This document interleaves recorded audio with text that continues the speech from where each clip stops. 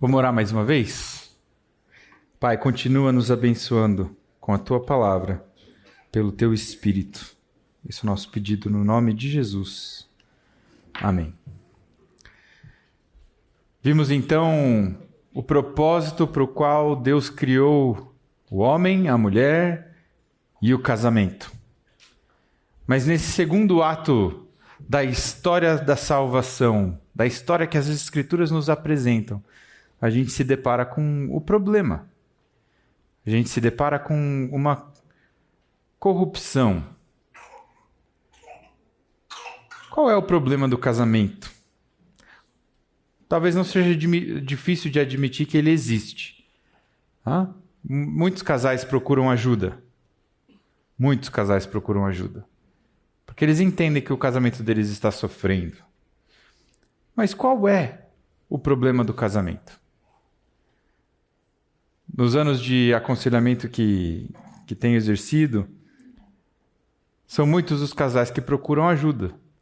E quando eu pergunto como é que eu posso ajudá-los, as respostas são variadas, mas elas tendem a algumas certas direções. Talvez a principal que a gente escuta mais é: nós precisamos de ajuda para nos comunicar melhor. Quem não precisa de ajuda para se comunicar melhor? Né? E a expectativa é que eu dê para eles alguns parâmetros, algumas regras, algumas técnicas que vão ajudá-los a comunicarem um com o outro melhor. Afinal, o problema do casamento deles é a comunicação. Pelo menos é assim que eles trazem ou apresentam o problema deles. Outros vão dizer que os interesses agora são diferentes. À medida que a vida aconteceu, agora eles têm interesses distintos, preferências distintas, ou as agendas são diferentes. Falta tempo. Ele trabalha de manhã e de tarde, ela trabalha no turno da noite em algum hospital ou alguma empresa. Eles mal se veem. Ou os filhos chegaram e a orientação das prioridades agora, o marido que era mimado antes agora é um marido esquecido. Para outros ainda, existe uma incompatibilidade financeira.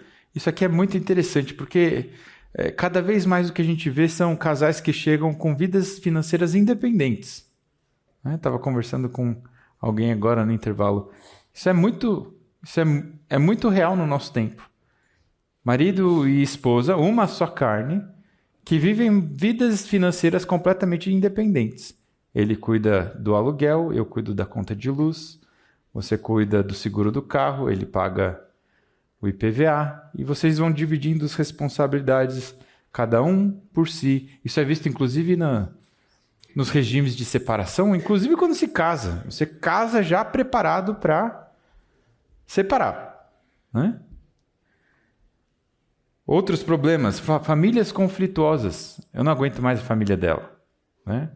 O famoso problema da sogra, ou do sogro, ou da cunhada, ou do cunhado. Os desafios que distanciam marido e mulher. Outros problemas na intimidade.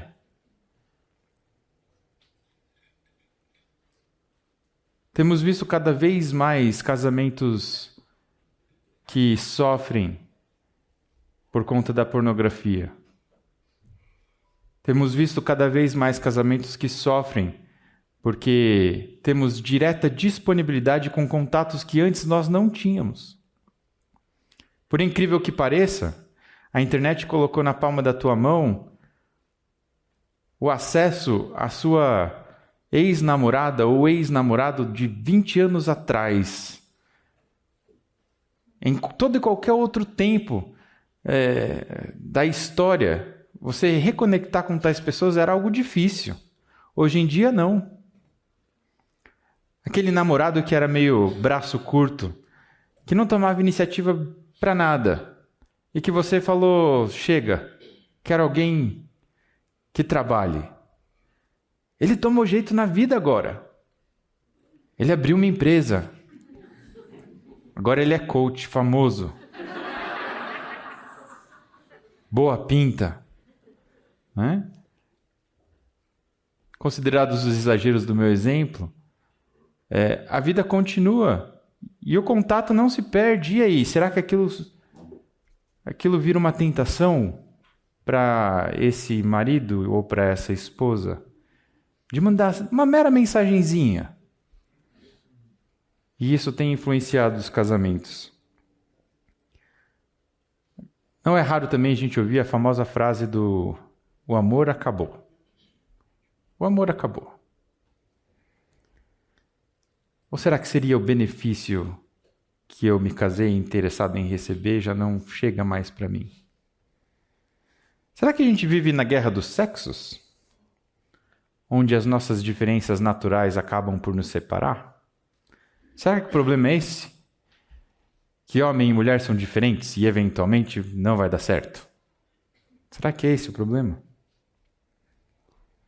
Eu queria propor para vocês que o problema mais fundamental do casamento e do ser humano em geral é a corrupção do coração. A corrupção do coração, que agora é direcionado para si. A guerra entre marido e mulher reflete a guerra dos corações entre o reino do eu e o reino de Deus. O problema do casamento é você. O problema do casamento sou eu. O problema do casamento é o pecador orgulhoso que nós somos. Esse é o problema do casamento. É o problema do coração. Deixa eu começar com vocês, então, olhando para Romanos 3:23. Você conhece esse versículo de cor, mas você pode abrir se você quiser. Romanos 3:23 a gente meio que começa ali para falar sobre evangelismo, né? Para mostrar que todos pecaram. Inclusive você. Inclusive eu. Todos pecaram. Todos estão debaixo da mesma condição. Todos pecaram e estão destituídos da glória de Deus. Ou carecem da glória de Deus. Você já ouviu essas duas traduções. Mas o que é estar destituído da glória de Deus? O que é carecer da glória de Deus? Talvez essas traduções mais rebuscadas, mais formais, elas acabem por distanciar a gente da realidade que elas significam. Eu gosto de fazer a seguinte paráfrase. Todos pecaram e falta glória. Falta glória. Falta glória. Você foi criado para quê? Para refletir o quê?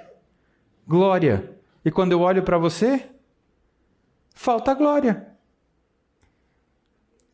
Não sei se você participava de acampamentos nas suas épocas de jovem, ou se você já foi em algum retiro desses que as igrejas promovem, e você chega, normalmente é um sítio que está cuidado razoavelmente, mas quando você chega no banheiro, o espelho tem aquela mancha. Você sabe do que eu estou falando? Aquela mancha de corrosão, né? Que começa a se espalhar, a corromper. E aí você se coloca ali diante daquele espelho pela manhã, com toda a sua beleza e formosura. E você vê a sua imagem, mas quando você olha para ela, falta glória. Porque o espelho não reflete a imagem exata. O espelho não projeta aquilo que ele deveria projetar de maneira precisa. O espelho foi corrompido. Falta glória. Todos pecaram. E você, espelho, você, imagem, falta glória. Falta glória para mim e falta glória para você. Aqueles que foram criados para ser lua decidiram que não queriam apenas refletir, Decidiam que não precisavam de uma fonte de luz externa, eles queriam ter luz própria. Mas quando você decide projetar a sua própria luz na sua insignificância de criatura, falta glória, falta luz. Você não tem luz para oferecer. Aqueles que foram criados para serem espelhos, quiseram ser eles próprios a realidade. Não quero ser espelho, eu quero ser realidade. Quero não precisar de Deus, não quero ser reflexo. Eu quero ter a minha própria glória sendo projetada, autônoma, independente. Só que a minha própria glória é glória nenhuma. É glória nenhuma. A glória do ser humano está em ser reflexo da glória de Deus, em ser imagem da glória de Deus. Essa é a nossa glória. Nós nos gloriamos nele, somente nele. Então nós somos esse espelho manchado, esse espelho corroído, no qual a imagem gloriosa e bela de Deus não reflete como deveria. O amor que deveria prevalecer nessa união de uma só carne, ele não reflete o amor do Deus que nos criou. O amor para o qual nós fomos chamados. O amor para o qual nós fomos criados. Existe então essa nova realidade da glória do eu versus a glória de Deus. E a verdade é que nós vivemos muito pela glória do eu. Esse é um problema de coração. As diversas ações que nos dividem, sejam as palavras duras, sejam a comunicação que falha ou a comunicação irada, seja a divisão das contas do banco, seja as agendas diferentes, os interesses, tudo isso expressa a falta do nosso amor e a presença de um amor próprio, orgulhoso e egoísta. Tudo isso é só expressão de um coração autocentrado, que vive de si, por si e para si. Se nós fomos criados por Deus, ou de Deus, para Deus, por Deus e para Deus, para vivermos assim, de Deus, por Deus e para Deus, nós falamos, não, sai para lá, Deus. Sai para lá, Deus. Eu vou viver de mim, por mim e para mim. Se a gente olhou para Gênesis 1 e 2, agora a gente chega finalmente em Gênesis 3.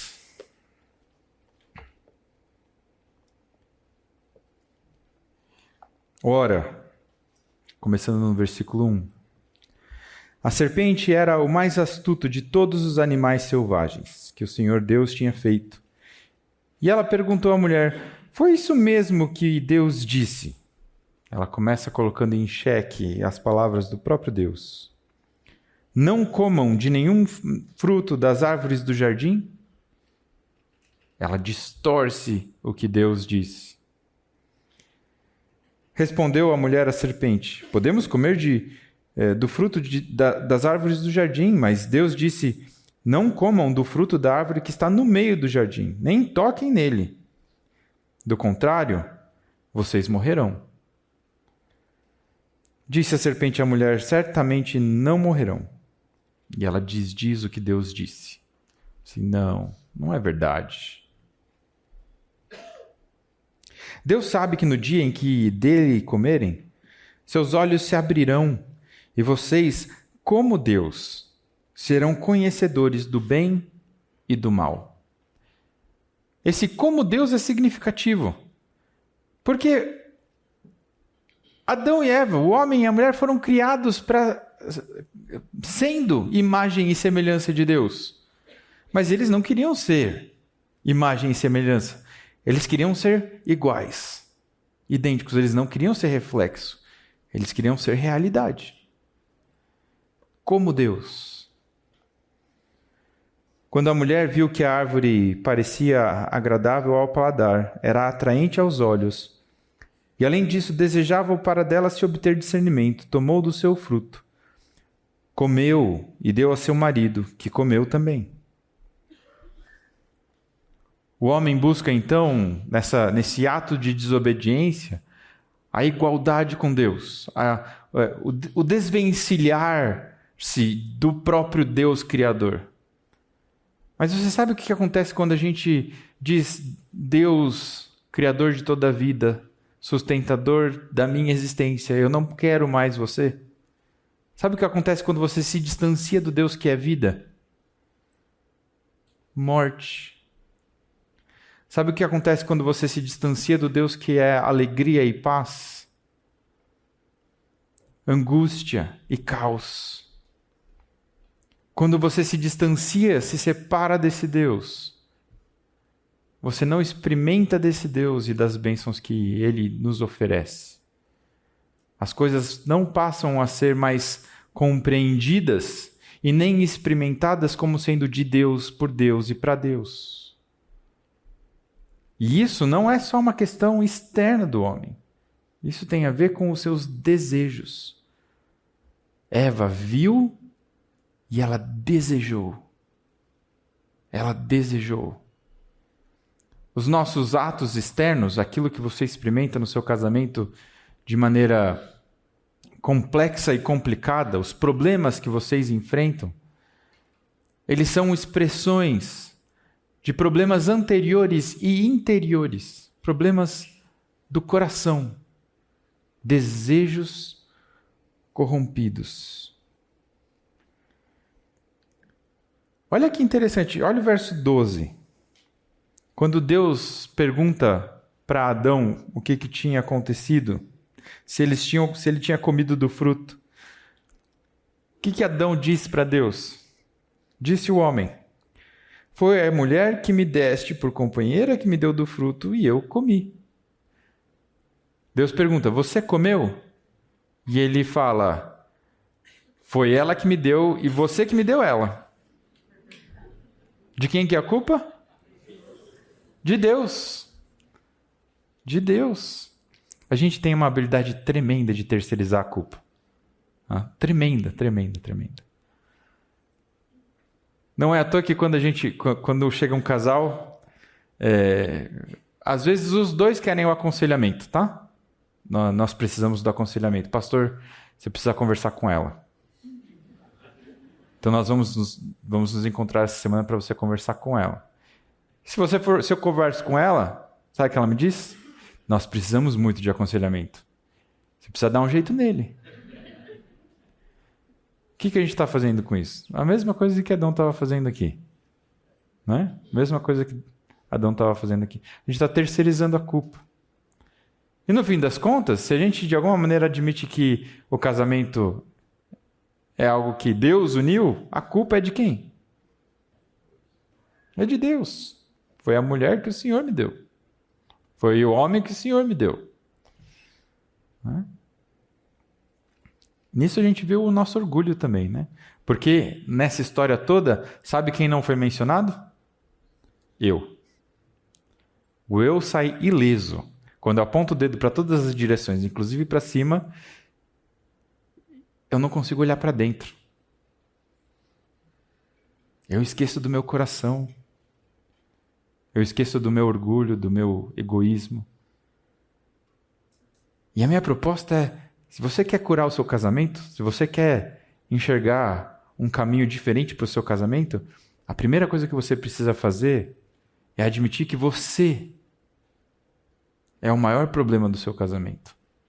Eu sou o maior problema, o maior desafio para o meu casamento.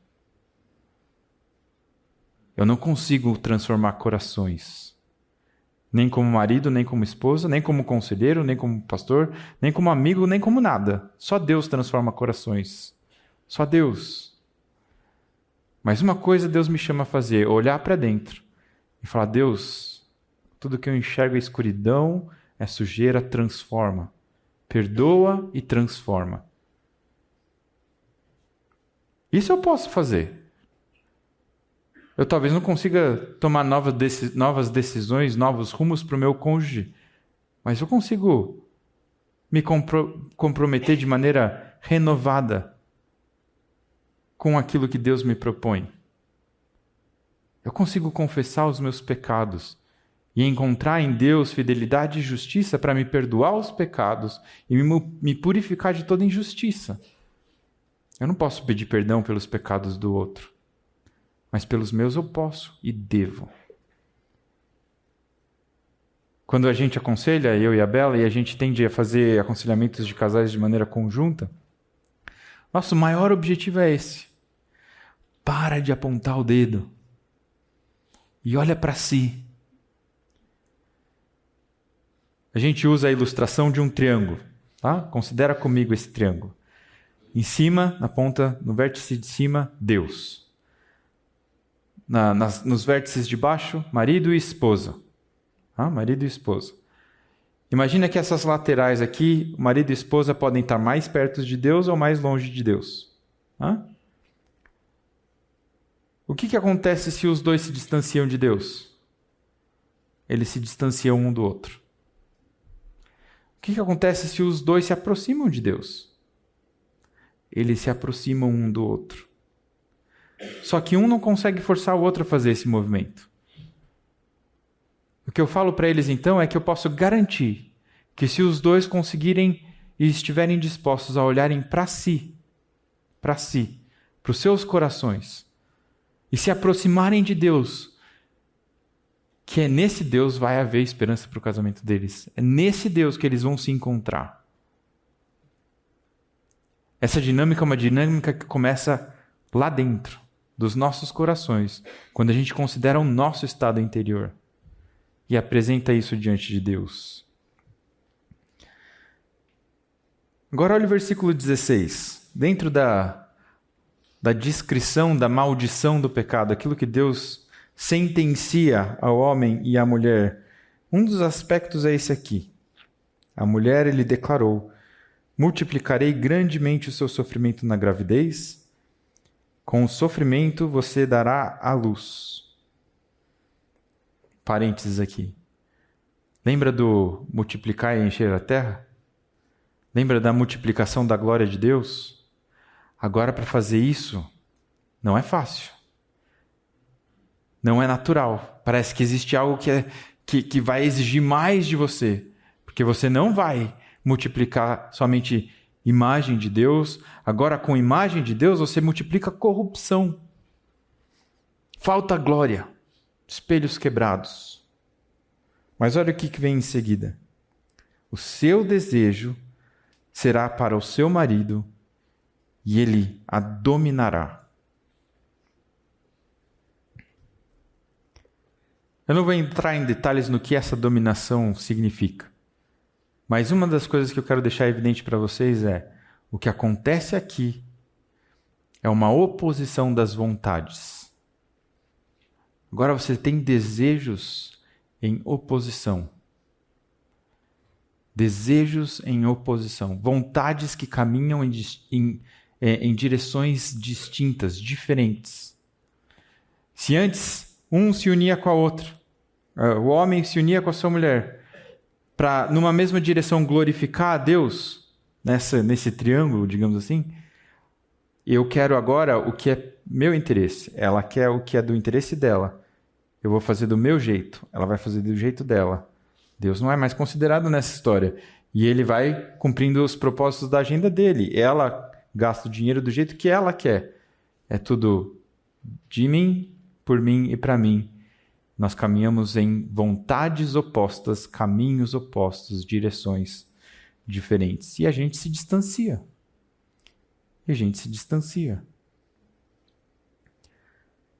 Para resumir isso, então, me parece que a adoração a Deus se perverteu nessa adoração do eu. A adoração a Deus se perverteu na adoração do eu. Eu gosto de pensar nessa adoração do eu em termos de orgulho.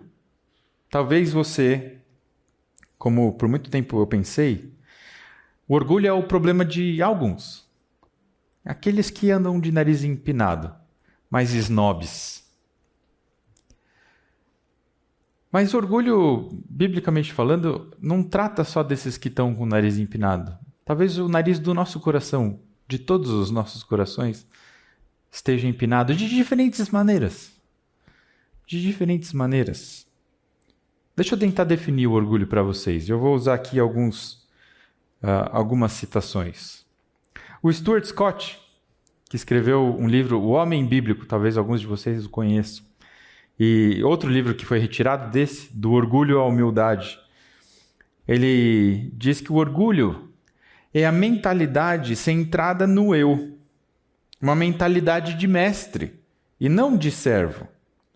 O foco está no eu e no serviço ao eu.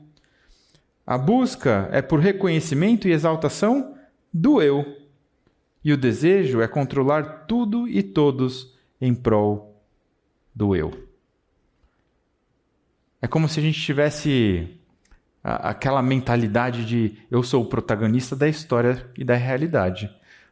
Todo o resto são os coadjuvantes dessa história. Né? Não existe outro ator principal. Eu sou o ator principal. E vocês existem coadjuvantes para servirem a minha narrativa, aos meus propósitos. Eu sou o mestre, eu sou o elevado. Vocês existem para o meu serviço. O Tim Keller, no livro O Ego Transformado, se você nunca leu Ego Transformado, é um livreto que é um sermão, tá? Curtinho, coisa de meia hora para você ler. Leia. Mas no Ego Transformado, o Tim Keller diz que o orgulho é o prazer de ser mais do que a outra pessoa. Ou seja, a mentalidade do mestre orgulhoso, a mentalidade do eu no centro, ela se estabelece em contraste com o outro. Porque se eu estou no centro, você não está. Porque não tem espaço para dois no centro-centro. Só tem espaço para mim. O David Powlison, também um conselheiro bíblico a quem admiro muito, disse: o orgulho não é apenas sobre mim, é também sobre você. Eu preciso desprezar você de alguma forma. Eu preciso estabelecer a minha superioridade de alguma maneira. É isso que o orgulhoso faz. Ele se coloca em contraste com o outro num nível de superioridade. E aí o C.S. Lewis vem e nos confronta dizendo que o orgulho leva a todos os outros vícios. É o estado mental mais oposto a Deus que existe. Ou seja, já não é mais o problema de alguns, mas é o problema de todos aqueles que estão em oposição a Deus. E ele é a raiz de tudo aquilo que a gente faz de errado. O prazer do orgulho não está em se ter algo, mas somente em se ter mais que a pessoa ao lado. O homem orgulhoso sempre olha de cima para baixo para as outras pessoas. É claro que fazendo assim, ele não pode enxergar o que está acima de si. Quando nós nos elevamos acima dos outros e olhamos de cima para baixo, nós como mestres, eu como mestre, eu como Senhor de tudo e todos, eu olho de cima para baixo e eu esqueço que eu devia estar olhando para cima.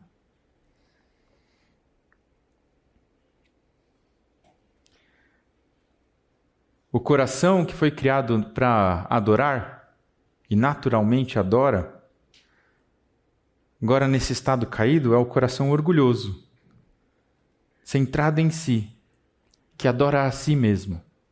O que é o orgulho então, senão a autoadoração? A autoadoração, egoísta e focada em si. O que é o orgulho, senão a antítese de Romanos 11:36? Tudo é de mim, por mim e para mim. Sou eu que decido os meus caminhos. Sou eu que decido a minha vida. Meu corpo, minhas regras. Tudo é de mim. Tudo é por mim. Afinal, eu sou brasileiro e não desisto nunca.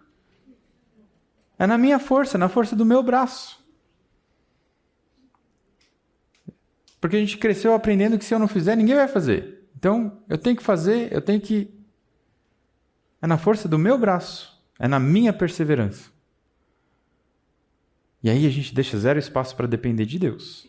Não é por Deus. E por que eu faço tudo isso? Para o meu bem-estar, para a minha felicidade, para a minha segurança. Eu vou assegurar todas as coisas que eu desejo. A minha satisfação, de mim, por mim e para mim. Orgulho.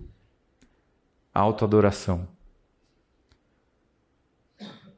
Isso aqui, quando a gente brinca e chora com as bonecas reborns e o casamento separado, isso só fica evidente, só evidencia mais ainda o nosso orgulho. Porque se eu não consigo ter filhos, eu vou dar um jeito. Se eu não consigo morar com alguém e suportar alguém dentro de um casamento, a gente vai casar separado. E a gente começa a dar jeitinhos na vida. E esses jeitinhos estão presentes em todas as nossas ações corrompidas, a partir de corações corrompidos, inclusive nos nossos casamentos. Desde esses exemplos mais esdrúxulos, até aquela cutucada no final do dia que a esposa dá no marido. Ou aquele comentário desnecessário que ele faz com ela na mesa do jantar. De mim, por mim e para mim. Tem a ver comigo. Eu estou no centro.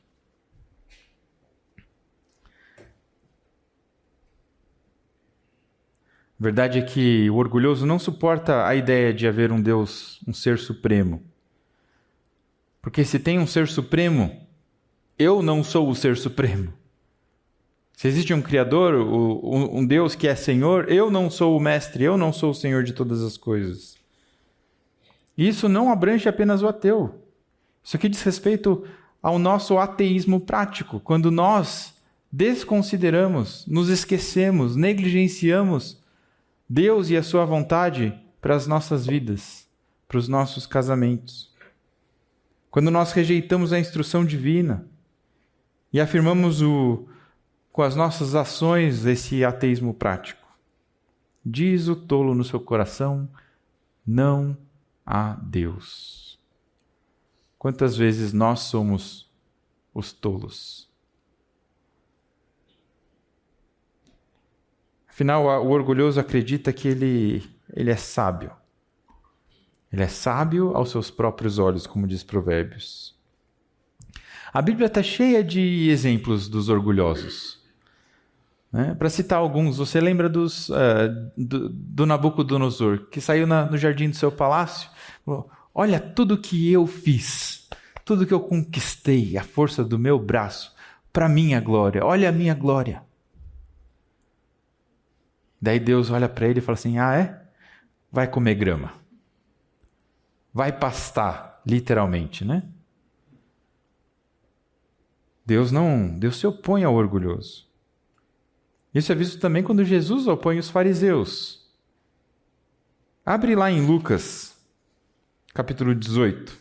Deixa eu ler esse texto com vocês.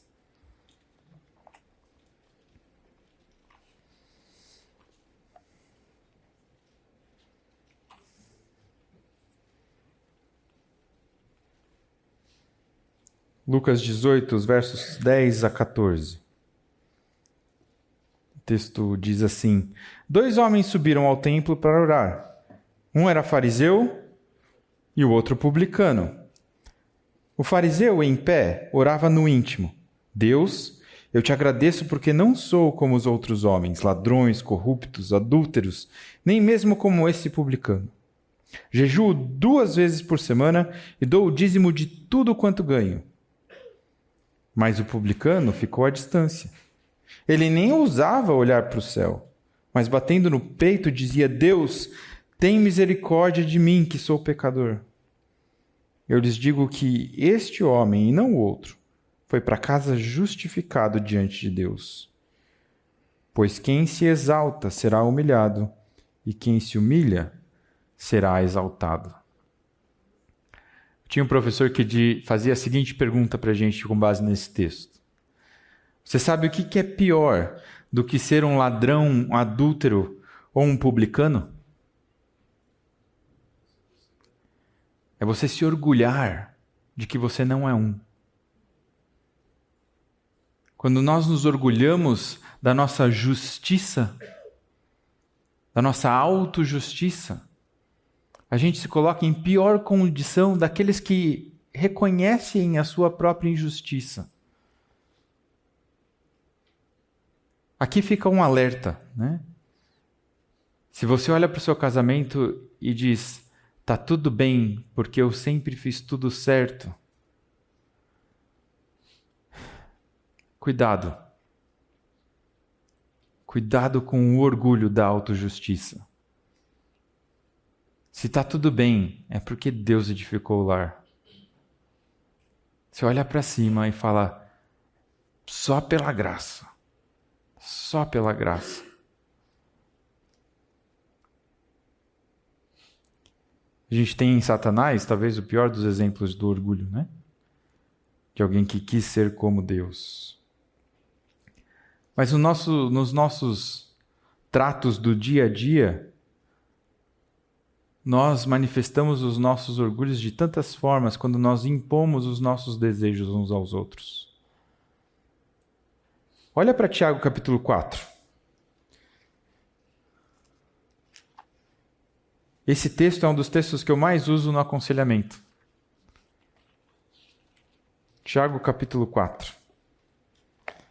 E aqui Tiago faz alguns comentários contundentes no que diz respeito a esses desejos orgulhosos dos nossos corações, ou desejos belicosos. Afinal, ele pergunta, de onde vêm as guerras e contendas que há entre vocês?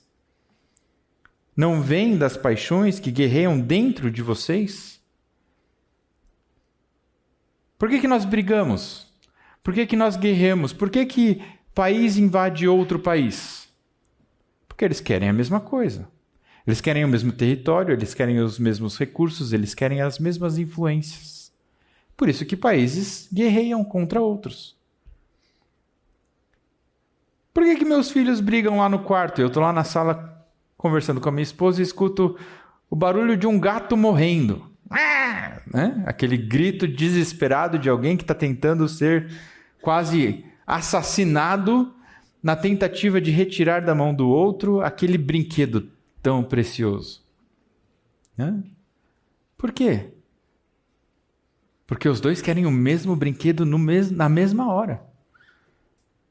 E como a vida é sobre mim, me dá o brinquedo que eu tenho a prerrogativa de escolher o que eu quero a hora que eu quero. Eu quero o que eu quero, quando eu quero. E quando eu quero, é melhor que você me sirva, é melhor que você faça acontecer. Essa é a disposição do orgulhoso. Por isso que a gente briga. Por isso que existem conflitos. E os conflitos entre as nações ou o conflito entre os meus filhos, eles não são muito diferentes em termos de justificativa, de natureza. Queremos o que queremos, a hora que queremos.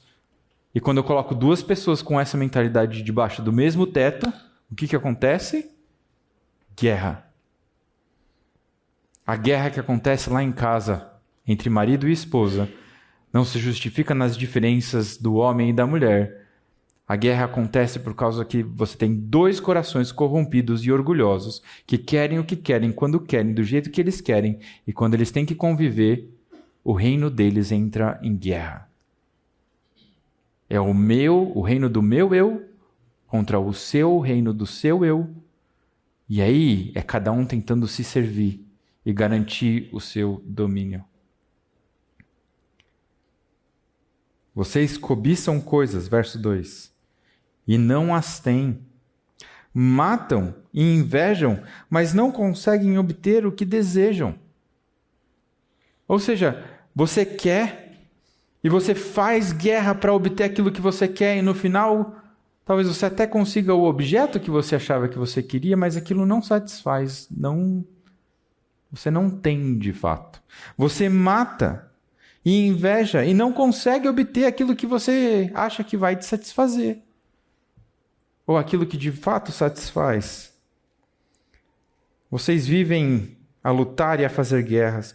Não tem, porque vocês não pedem. Quando pedem, não recebem, pois pedem por motivos errados, para gastarem em seus próprios prazeres. Eu acho fascinante o fato de Tiago conectar os conflitos e as guerras com os desejos e logo em seguida falar sobre oração. Né? Oração. Quantas vezes as nossas orações refletem os nossos ídolos? As nossas orações são expressões das nossas muitas idolatrias. Porque a gente ora com corações centrados em nós mesmos. É tudo para mim. Para mim. Jesus falou que tudo aquilo que a gente pedisse em nome dele, o Pai nos daria. Me parece que aqui a gente está fazendo algo que é diferente do pedir em nome dele, pedir em acordo com a vontade dele. Nós pedimos e não recebemos porque pedimos em nosso nome próprio, em nosso próprio benefício, para a nossa própria glória. Orações idólatras. Idólatras. O mesmo coração que tenta subjugar a Deus para benefício próprio, não subjugaria o cônjuge, o marido, a esposa? Por que marido e mulher brigam então? Guerras de corações. Guerras de corações autocentrados. Agora, mais uma vez, essa disposição do coração orgulhosa, ela é escravizadora. Em primeiro lugar, ela é escravizadora porque ela escraviza você mesmo. Você é escravo dos seus desejos.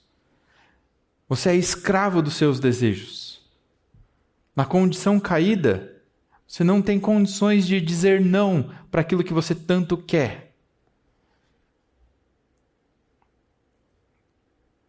Eu falo para Bela que a nossa maior missão como pais é evidenciar para os nossos filhos a tendência que eles têm de serem escravos dos seus próprios desejos, escravos das suas próprias vontades.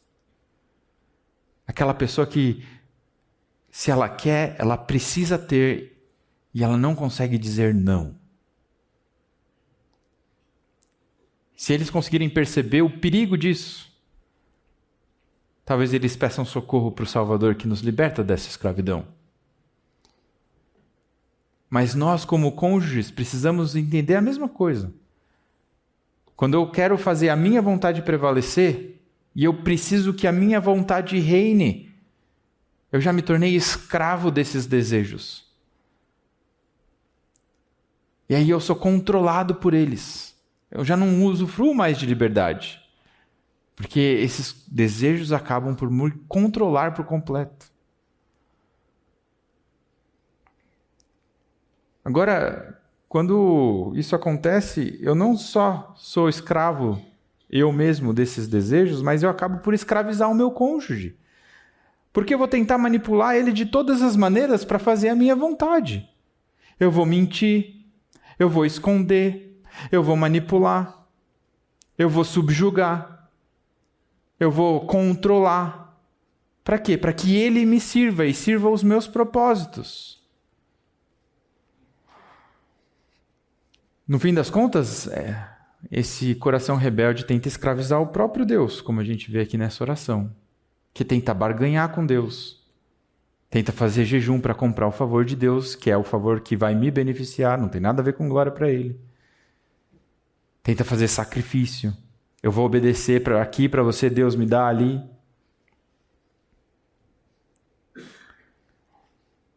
No final das contas, você tem duas pessoas escravizadas. Imagina comigo o seguinte cenário. O marido trabalhou o dia inteiro. Ele está voltando para casa ali no final do dia, cansado. No trajeto de meia hora que ele tem até chegar em casa, e ele vai pensando, não vejo a hora de chegar em casa, sentar no sofá, tirar o meu sapato, ligar no jogo do Palmeiras, ou ligar no jogo do Corinthians. Você pode adaptar o exemplo para a sua realidade. E finalmente descansar.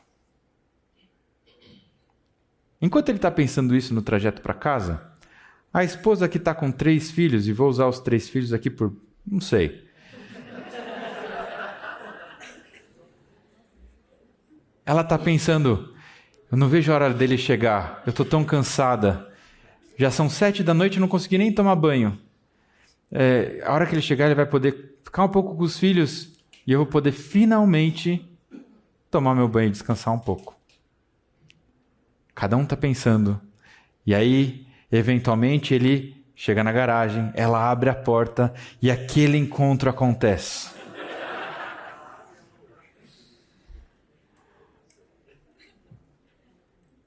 Mas aí, ele se dirige para o sofá. Ela chega com as crianças, que já vão pegando o controle para ligar o desenho animado. E o jogo do Corinthians acontecendo, do Palmeiras. E ele já fala, não, peraí, né? Como assim? E a conversa começa a acontecer. E as palavras não são legais, porque ele vai defender o que ele espera, o que ele quer. Ela vai defender o que ela quer, o que ela espera. Choque de corações. Choque de vontades. Choque de reinos. E aí, as palavras vão expressar aquilo que o coração está cheio.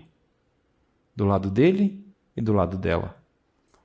Os atos, a comunicação, o conflito, a ira, tudo isso é expressão externa de uma dinâmica interna, interior e anterior, orgulhosa, egocentrada. Como é que a gente lida com essas situações? Será que a gente lida com as externalidades? Ou será que a gente precisa de uma solução maior para aquilo que é anterior e interior? Eu diria que o que a gente precisa é de um novo rei. A gente precisa de um novo rei. A gente precisa de um novo rei que seja um rei comum aos dois. Uma só carne e um só Senhor. Eu queria, já caminhando para o fim, ler uma lista que talvez seja penosa para muitos de nós. São 30 exemplos de como o nosso orgulho se manifesta. Você está pronto para isso? Eu falei que era sábado, e sábado é próprio para essas coisas. Dentro dessa idolatria, dentro desse orgulho, dentro dessa autodevoção, desse amor próprio, nós encontramos aqui os casos mais difíceis de se aconselhar e de tratar. Falei com um pastor essa semana passada que não existe caso mais difícil do que aconselhar o cônjuge orgulhoso. É mais fácil você aconselhar um assassino que sabe que o que ele fez está errado e que ele precisa de redenção do que aconselhar o marido orgulhoso ou a esposa orgulhosa, que justifica tudo, que o erro é de todo mundo, menos o dela ou dele. Mas dentro desse orgulho, nenhum de nós está isento. Da acusação do orgulho, nenhum de nós está isento. A questão é como é que o nosso orgulho está se manifestando. Vou ler para vocês, então, a lista e você vai refletindo naquilo que se aplica mais, nas manifestações mais, talvez mais próximas da sua realidade. O orgulhoso, ele murmura e reclama, se colocando como juiz de Deus e dos outros. O orgulhoso, ele tem falta de gratidão em geral. Afinal, tudo que ele recebe é porque ele merece. Quem de nós nunca disse durante o sofrimento, o que eu fiz para merecer isso? Existe uma mentalidade meritocrática que é extremamente orgulhosa, inclusive dentro da igreja. Cuidado, cuidado. O orgulhoso vive com raiva e rancor por conta dos seus direitos e expectativas frustrados. O orgulhoso vê a si próprio como melhor que os outros. Ele olha de cima para baixo e facilmente se enoja com tudo que é diferente dele, inclusive nas preferências. O orgulhoso tem uma visão inflada da sua própria importância, dos seus dons, das suas habilidades, mas ele não se lembra que tudo o que nós temos foi dado por Deus. O orgulhoso acaba por focar na sua própria ausência de dons e habilidades. Pode parecer que isso aqui é humildade, mas existe uma tristeza por detrás dessa falsa humildade do fato: como assim eu não tenho esses dons preciosos, essas habilidades preciosas? Eu queria tê-las para não precisar depender de ninguém. O orgulhoso é perfeccionista. Ele não busca fazer a excelência para dar glória a Deus na excelência da execução das coisas. Ele faz as coisas de maneira perfeccionista porque ele quer o reconhecimento, ele quer a admiração. O orgulhoso fala muito. Normalmente pessoas orgulhosas falam muito porque acham que o que elas têm para dizer é mais importante do que os outros têm para dizer. Afinal, você não tem nada para me ensinar. E eu não me interesso por aquilo que você tem para falar porque não vou aprender nada. Deixa eu te ensinar. Então eu falo. E ele fala muito de si mesmo. Quem de nós nunca participou daquela conversa em que a história do outro é sempre mais interessante? Poxa, semana passada fomos para a praia com a nossa família. Para onde vocês foram? Fomos para o Guarujá. Você não vai acreditar, nós estávamos na Grécia.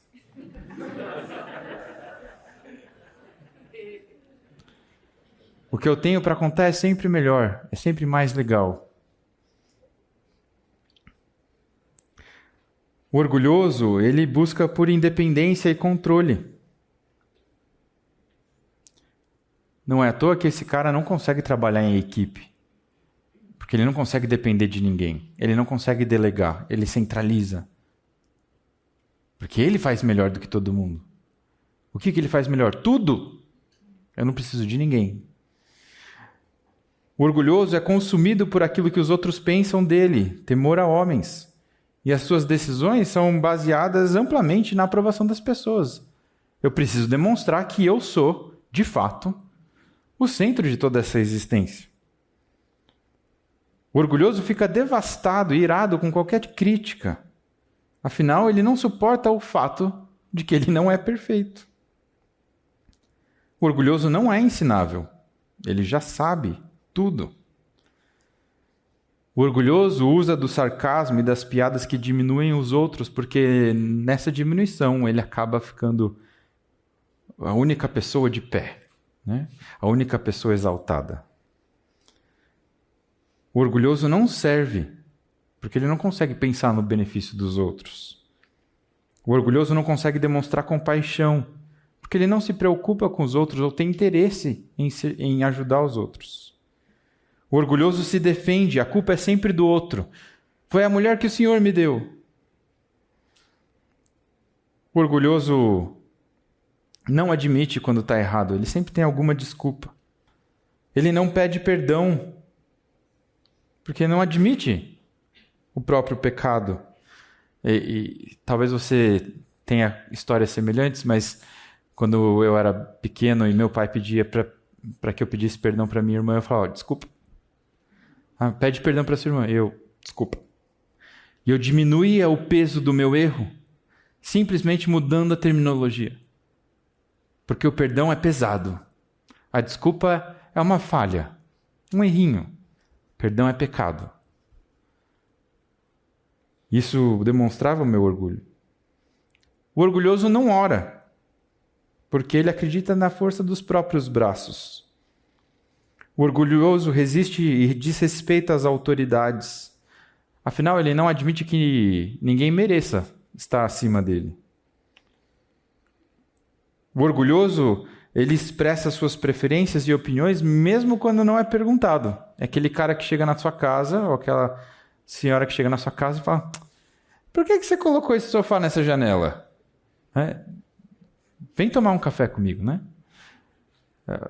Preferências e opiniões expressas a todo tempo. O orgulhoso, ele minimiza os próprios pecados e ele maximiza o pecado do outro. Se você lembrar do texto de Mateus, é a trave no meu olho e o cisco no olho do outro. Mas eu, preocupado com o olho do outro, falo do cisco e esqueço da minha trave. Essa é a atitude do orgulhoso. O orgulhoso é impaciente e irritável, porque os meus planos e a minha agenda não podem ser atrapalhados ou interrompidos. Quem é você para interromper o trabalho ou a agenda do protagonista da história? O orgulhoso é ciumento e invejoso. Qualquer pessoa que começa a subir ou começa a ser elevado, inveja, ciúmes. Por quê? Porque eles, na comparação, o meu destaque está sendo ameaçado. E ele não consegue, então, se alegrar com os que se alegram. O orgulhoso manipula as pessoas para benefício pessoal. O orgulhoso engana e encobre pecados. O orgulhoso usa táticas para chamar a atenção com comportamentos rebeldes, comportamentos bizarros. E ele não mantém relacionamentos próximos, afinal, ele não admite estar vulnerável a expor as suas falhas e imperfeições e assim ter o seu reino ameaçado. Lista tranquila, né?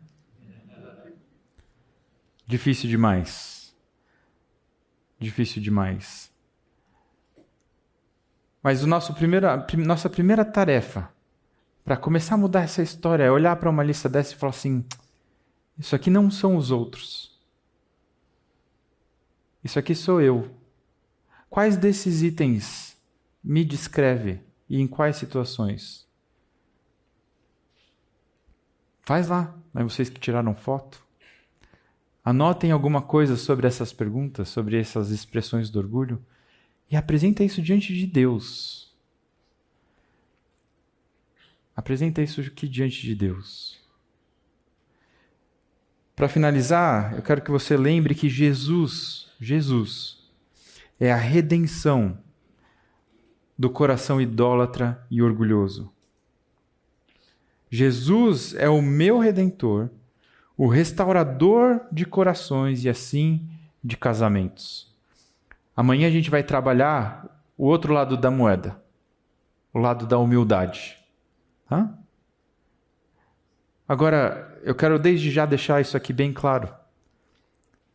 Se você sair daqui, desses dias, com a convicção ou com a determinação de pensar, tá bom, eu não vou mais ser orgulhoso, vou ser humilde.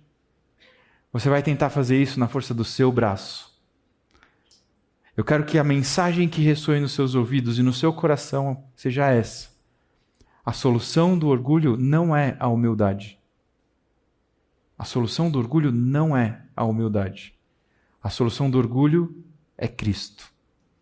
Você quer aprender a amar o seu marido? Você quer aprender a amar a sua esposa? Você quer, amando o seu marido ou esposa, refletir a glória para a qual você foi criado?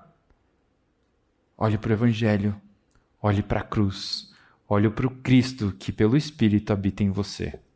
Viva no poder dele, para a glória dele. Amanhã eu vou pegar essas frases finais e eu vou expandir nas nossas 2 últimas sessões. Deus abençoe vocês.